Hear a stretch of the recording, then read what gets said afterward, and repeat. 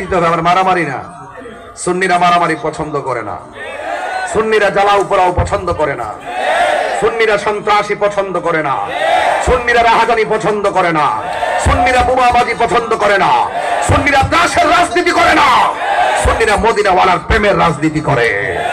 যারা রাসূলকে ভালোবাসে, যেই চেয়ারম্যান আমার নবীকে ভালোবাসে সেই চেয়ারম্যানকে আমি ভালোবাসি, যেই মন্ত্রী আমার নবীকে ভালোবাসে আমি সেই মন্ত্রীকে ভালোবাসি, যেই বিশ্বাস নবীকে ভালোবাসে আমি তাকে ভালোবাসি, যেই বক্তা নবীকে ভালোবাসে আমি তাকে ভালোবাসি। আমার নবীকে যদি রাষ্ট্রপতি অস্বীকার করে, বিয়াদবি করে, সেই রাষ্ট্রপতি আমি মানি না।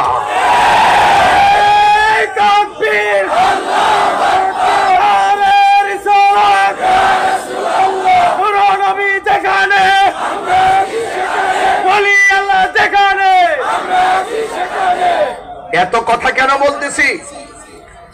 এত কথা বলার মূল কারণ হলো একটাই, জুতা চোর অনেক ভালো, টাকা চোর অনেক ভালো, কিন্তু ঈমান চোর অনেক খারাপ। কথা বলেন ঠিক কিনা? এই শাহজালালের উত্তরসূরিরা আমাদের শাহপুর রহমতুল্লাহের মাজারে যখন ভাঙতে গেছিল দল বলল, এদের মুখে দাড়ি আছে না নাই? মাথায় পাগড়ি আছে না নাই? আজ পর্যন্ত কি একটা ধরা পড়ছে? সুন্নিরা এক থাকেন। হায়াতে যদি বেঁচে আছি সবাই ঐক্যবদ্ধ থাকেন। পাঁচটা আঙ্গুল পাঁচ ভাবে থাকলে দুর্বল মনে হয়, মুষ্টিবদ্ধ হলে শক্তিশালী মনে হয়। একা একজন কেবলমাত্র ব্যক্তি হয়, একজন একজনকে সবাই মিলেমিশে শক্তি হয়। কথা বলুন ঠিক ঠিক বলে। এই শক্তি অর্জন করতে হবে। টাকার শক্তির কথা বলছি না, গায়ের জোরের কথা বলছি না, ইমানের হিম্মত লাগবে। কথা বলেন ঠিক কিনা? দেখেন না বহুত মানুষের মধ্যে যেমন 2 নম্বর লোক আছে, প্রত্যেকটা ডিপার্টমেন্টের মধ্যে 2 নম্বর লোক আছে। কিছুদিন আগে লেখছে, আমি পলাই গেছি, আমি হাজার হাজার লোক নিয়ে লক্ষ লোক নিয়ে ওয়াজ করি, এরা বলে আমি চলে পলাই গেছি। তাহিরি কি পলায়ে যাও না বিলাল? আমি কি পলাই গেছি? বরং আগে যতটুকু ছিলাম তার চাইতে দ্বিগুণ বারুদ হয়েছি। দেয়ালে যখন পিঠ থেকে যায়, হাত তখন তলোয়ার হয়ে যায়। হাত কি হয়ে যায়? তলোয়ার হয়ে যায়। এই জন্য জবান খুলে বলুন, এই মাজারকে রক্ষা করতে গেলে আমাদের ঐক্যবদ্ধ হওয়ার দরকার আছে না নাই? কেন ওলি আল্লাহর মাজার রক্ষা করবেন? কেন ওলি আল্লাহদের বিরুদ্ধে গেলে আল্লাহ পাক ডাইরেক্ট যুদ্ধের ঘোষণা করে। মান আদালি ওয়ালিয়ান ফাকাদ আযানতুহু বিল হারবে। যারা ওলি আল্লাহর বিরুদ্ধে কথা বলবে, স্বয়ং আল্লাহ তার বিরুদ্ধে যুদ্ধের ঘোষণা করবে। আল্লাহর সঙ্গে যুদ্ধে মোকাবেলা করে কেউ পারবে? তাইলে আমরা আল্লাহর সঙ্গে প্রেমের সম্পর্ক করব, অভূতপূর্ব ভালোবাসার সম্পর্ক করব, কিন্তু আমরা আল্লাহ পাকের বিদ্বেষ করব না। এই জন্য যুবক ভাইরা আমার, আল্লাহর ওলিদেরকে ভালোবাসলে আপনিও বন্ধু হতে পারবেন। এই যে দোকান আছে, কাপড়ের দোকান আছে, মুদিমালের দোকান আছে, মুদিমালের দোকানে গেলে মুদিমাল পাওয়া যায়, আর আল্লাহর ওলিদের দরবারে গেলে আল্লাহ পাওয়া যায়। এটা সহজ সমীকরণ। ওয়াজ দিয়ে করবেন কি? একটা ঘটনা ধরলে দেখবেন step to step, step to step, একদম ঘটনা ধরার পরে কাহিনী শুনতেছেন। এই কাহিনী শুনে লাভ নাই, বাহিনী তৈরি করতে হবে। কি করতে হবে? দালালি না দলিল তৈরি করতে হবে। দলিল। সুন্নিরা দালালির জোরে কথা বলে না। কোন জায়গায় আঘাত করছে? যে এই দেশের ভিতরে 360 আউলিয়া না আসলে আমরা ধুতি কাপড় পরতাম। কথা কোন ঠিক না বেঠিক? এই 360 আউলিয়া এসে এই দেশের ভিতরে আমাদের কালিমার দাওয়াত দিয়েছেন, আর সেই মাজার গেছে ভাঙতো। নিঃসন্দেহে ওই প্রেতাত্মারা আব্দুল ওহাব নজদির দালাল। শাহজালালের উত্তরসূরিরা জীবিত আছে। গৌর গোবিন্দের ভূমিকা নিয়ে কথা বলবা, শাহজালালের ভূমিকা নিয়ে আমরা উড়াই দিব। কথা বলেন ঠিক কিনা? এই জন্য যুবক ভাইরা আমার, আমরা কি গৌর গোবিন্দের দলে নাকি শাহজালালের দলে? এটা দুইটা ভাগ হয়ে গেছে। যারা মাজার ভাঙতে চাই, যারা শাহপরানের মাজার ভাঙতে চাই, ওরা গৌর গোবিন্দের উত্তরসূরি। যারা মাজার রক্ষা করতে চায়, এরা বাবা শাহজালালের উত্তরসূরি। কারা কারা শাহজালালের উত্তরসূরি? 2 হাত করে হুঙ্কার দিয়ে বলতে হবে ইনশাআল্লাহ।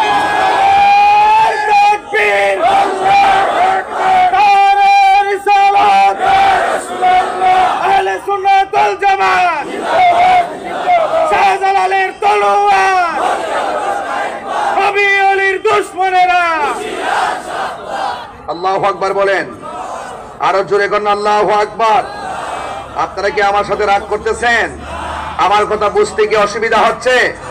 এই জন্য আমার যুবক ভাইরা, আমি পরিষ্কার ভাষায় বলে দিয়ে যাই, পৃথিবীতে কেউ স্থায়ী হয় না, হোক না সে ফেরাউন কিবা নমরুদ, হোক না সে ফেরাউন কিবা নমরুদ, কেউ ভবে চিরকাল রয় না, কেউ ভবে চিরকাল রয় না। পৃথিবীতে কেউ স্থায়ী হয় না, হোক না সে ফেরাউন কিবা নমরুদ, কেউ ভবে চিরকাল রয় না, কেউ ভবে চিরকাল রয় না। চলে যায় সব ছেড়ে যেতে হয়, মৃত্যু মানে না কোনো পরিচয়, ঠিক কিনা? চলে যায় সব ছেড়ে যেতে হয়, মৃত্যু মানে না কোনো পরিচয়।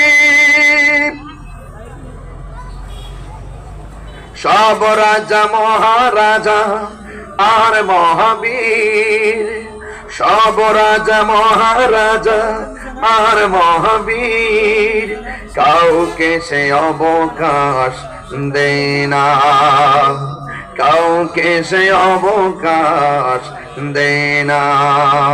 পৃথিবীতে কেউ স্থায়ী হয় না, হোক না সে ফেরাউন কিবা নমরুদ, কেউ ভবে চিরকাল রয় না, কেউ ভবে চিরকাল রয় না। একটা জবান বন্ধ রাখবেন না, মহব্বতে মায়ার সুরে বলুন সুবহানাল্লাহ। এতগুলো কথা কেন বলেছি ভাই? নবীর কথা কেন বলেছি? ওলি আল্লাহর কথা কেন বলেছি? একটা মাত্রই কারণ, চালাও সে পথে যে পথে তোমার প্রিয়জন গিয়েছেন চলি। আজকে গাঞ্জুইটার সঙ্গে চললে আল্লাহর সন্ধান পাওয়া যাবে না, বাবা করে সঙ্গে চললে আল্লাহর সন্ধান পাওয়া যাবে না, সুদখোরের সঙ্গে চললে আল্লাহর সন্ধান পাওয়া যাবে না, ঘুষখোরের সঙ্গে চললে আল্লাহর সন্ধান পাওয়া যাবে না। আল্লাহর সন্ধান যদি পেতে হয়, চয়েস তোমাকেই করতে হবে। সেই চয়েসের নাম হলো আল্লাহর ওলির দরবার। কথা বলেন ঠিক কিনা? এই জন্য কেন বলছি, আমার নবী আপনার নবী রহমাতুল লিল আলামিন বলে দিয়েছেন, পৃথিবীর সকল মানুষের চাইতে আমি নবীকে ভালো না বাসলে ঈমানদার হতে পারবে না। যদি আপনি বেঈমান হয়ে যান, যদি আপনি নাফরমান হয়ে যান, দুনিয়ার পদে পদে আপনি লাঞ্ছিত হয়ে যাবেন, দুনিয়ার পদে পদে লাঞ্ছিত হয়ে যাবেন, যেমন ভাবে কাফেররা পদে পদে লাঞ্ছিত হয়ে গেছে। ও যুবকের দল, আমার নবী আপনার নবী রহমাতুল লিল আলামিন বলেন, জীবন্ত বকরির গাই থেকে চামড়া তুললে যেমন কষ্ট হয়, এর চাইতে বেশি কষ্ট হয় মানুষের শরীর থেকে মৃত্যুর সময় রূহটা বের করলে। এই জন্য আমার বন্ধু, কি ভাষায় ওয়াজ বুঝাবো সেই ভাষা আমার কাছে নাই রে। শুধু বলে দিয়ে যায়, নবী ছাড়া কবরে কোনো উপায় নাই, নবী ছাড়া হাসরের ময়দানে কোনো উপায় নাই। এই জন্য আমার দিগম্বর ব্যবসায়ী বাবারা, ওই গিলপুল ফুজুল সুন্নি যুব সংঘের বাবারা, এমন একটা সময় গেছে যে সময়ে দুনিয়ার জমিনে মুসলমান মাত্র 40 জন। জবানটা খুলে কোন মুসলমানদের সংখ্যা কত? ওই সময়ের ভিতরে আল্লাহ আল্লাহ জিকির করা বড় কঠিন ছিল। এই মুহূর্তে যদি দিগম্বরে কেউ যদি স্টেজের মধ্যে আমাকে মারার জন্য আসে, হাজার হাজার তীরন্দাজ দাঁড়ায় যাবে তারা সাইজ করার জন্য। কথা কোন ঠিক কিনা? কিন্তু তো আমার নবীর আমলে সংখ্যা যখন 40 জন, ডানে কাফেরের অভাব নাই, বামে কাফেরের অভাব নাই, সব দিক দিয়ে শুধু কাফের এমন ভাবে গ্রাও করে রাখছে। ওই জায়গার ভিতরে আমার নবী এমন ভাবে চলেছেন, কাফেররা নবীর চেহারা দেখে নবীর প্রতি ভালোবাসায় পড়ে যেত, কাফেররা নবীর ব্যবহার শুনে নবীর জন্য পাগল হয়ে যেত। এই জন্য কাফেররা আমার নবীর সততা দেখা, অনেস্টি দেখা আমার নবীর কাছে তারা আমানত রাখতো। কাফেররা পর্যন্ত আমার নবীকে আল আমিন উপাধি দিয়েছেন। কথা বলেন ঠিক কিনা? আমার নবীরে আল আমিন উপাধি দিয়েছেন। ও বন্ধু, আমার নবী আপনার নবী রাহমাতুল লিল আলামিনকে যখন তারা আল আমিন বলেছেন, দিন যতই যাইতেছে মুসলমানদের সংখ্যা বাড়তেছে, দিন যতই যাইতেছে জাকেরের সংখ্যা বাড়তেছে। একদিন হযরতে আবু বকর সিদ্দিক রাদিয়াল্লাহু তাআলা আনহু আমার নবীর ডাক দিয়ে গো নবী গো, আর কত গোপনে গোপনে আমরা আল্লাহর জিকির করব, এবার মন চাই আমরা প্রকাশ্য একজনের জিকির করব, জবানটা খুলে বলুন তিনি কে? আমার নবী ডাক দিয়ে বলেন, হে আবু বকর, এখন যে তুমি আল্লাহর জিকির করবা, তোমাকে মারার জন্য অনেক মানুষ রেডি হয়ে যেতে পারে। আমার নবীর সাহাবী সিদ্দিক আকবর ডাক দিয়ে বলেন, ইয়া রাসূলুল্লাহ, নবী গো, দরকার হয়ে মরে যাব, আল্লাহর জিকিরের সঙ্গে মরে যাব, দরকার হয়ে মরে যাব, আপনি নবীর প্রেমে মরে যাব। এমন প্রেম দেখা দেখেন আবু বকর সিদ্দিক অন্য কোথাও তার রওজা মোবারক হয় নাই, আমার নবীর এমন ভালোবাসা বেসেছেন। আমার নবীর পাশে এখনো মদিনাতুল মুনাওয়ারা, নবীর পাশে আবু বকরের রওজা মোবারক আছে না নাই? এটা কি টাকার জোরে না ভালোবাসার জোরে? তার মানে বোঝা গেল টাকা দিয়ে টাকা পাওয়া যায়, ভালোবাসা অর্জন করা কঠিন জিনিস। এই জন্য এই পৃথিবীর মধ্যে যে যে রাজনীতি দল করেন না কেন, একটা পদের জন্য দরখাস্ত করে দেখেন, সেক্রেটারির পদের জন্য দরখাস্ত করেন, দেখবে আপনার টাকা আছে কিনা, দেখবে আপনার লোকজন আছে কিনা, দেখবে আপনার বংশের শক্তি আছে কিনা। এই নেতার দুনিয়ার নেতার সঙ্গে লবিং করতে গেলে জনবল লাগে, টাকা লাগে, শক্তি লাগে।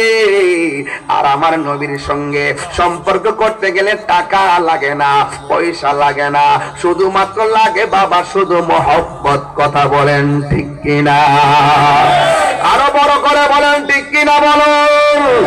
আমার নবীর সঙ্গে মহব্বত লাগে।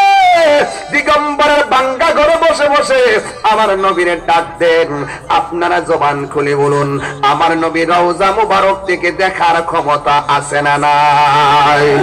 আমার নবী সেখান দিকে দেখে কোন উম্মতটা নবীর উপরে দরুদ পড়ে, শেফা শরীফের হাদিস। আমার নবী শুধুমাত্র শুনে না, আমার নবী দিগম্বরের পাগলটারে চিনে, আগামী বছর কে আসবে তারও চিনে, কিয়ামত পর্যন্ত কে তার নসল থেকে দুনিয়ার মধ্যে আসবে তাকেও আমার নবীজি চিনার ক্ষমতা আছে না নাই?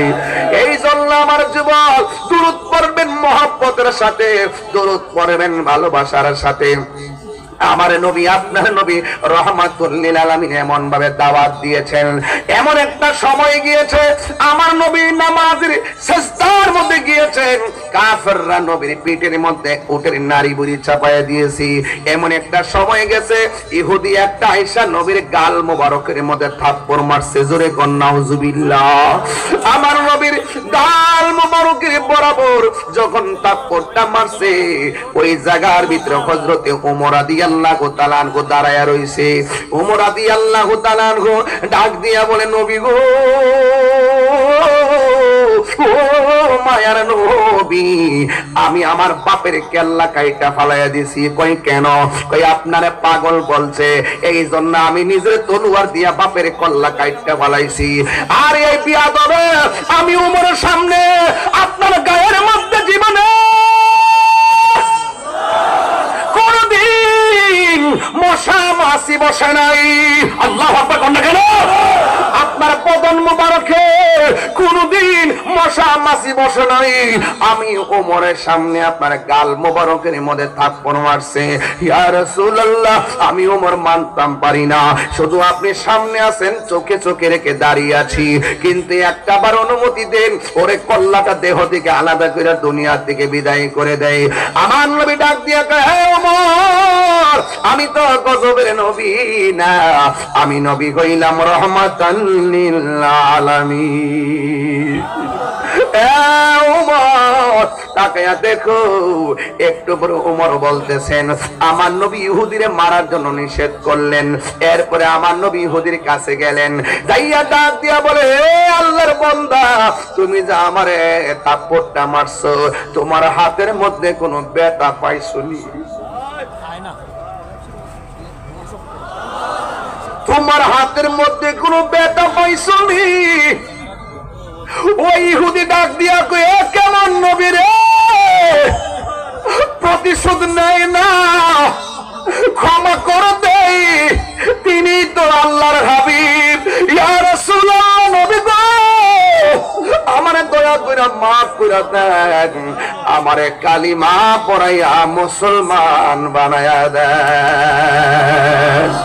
এই জন্য আমি বলেছি, ক্ষমা করে দেওয়ার নাম ইসলাম। কথা বলেন ঠিক কিনা? প্রতিশোধ নেওয়ার নাম ইসলাম নয়। এই বাংলাদেশটা প্রতিশোধের বাংলাদেশ হয়ে গেছে।